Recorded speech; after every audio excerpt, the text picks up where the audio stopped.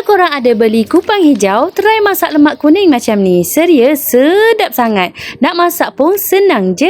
Mula-mula blend dulu bahan-bahan ini. Saya ada tulis dekat video. Dan masukkan ke dalam periuk bahan-bahan blend tadi. Masukkan juga lengkuas yang diketuk dan 2 batang serai ketuk. Kacau-kacau bahan-bahan tu sampailah air menjadi kering. Kemudian bolehlah masukkan santan. Saya guna santan kotak je.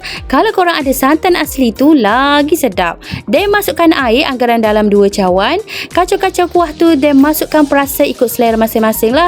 Macam garam, serbuk perasa dan gula sedikit. Okey, kacau-kacau kuah sekejap dan bolehlah masukkan kupan hijau yang sudah dibasuh bersih. Kemudian kacau-kacau merata kupan tu dan saya masukkan juga sedikit timun. Kacau-kacau sekejap dan bolehlah tutup sekejap periuk tu biar kupang dan timun masak sekata. Bila kupang masak lemak dah mendidih, boleh buka tutup periuk. So, kupang masak lemak kuning kita is done. Dan masakan kita sedia untuk dihidang. Seafood ni kalau buat masak lemak, kuahnya memang sedap korang sebab air dari seafood tu bercampur dalam kuah tu yang jadi masakan ni sangat sedap. Kecil jadi sikit korang. Bismillahirrahmanirrahim. Sedap kuah dia. Baru. So sedap.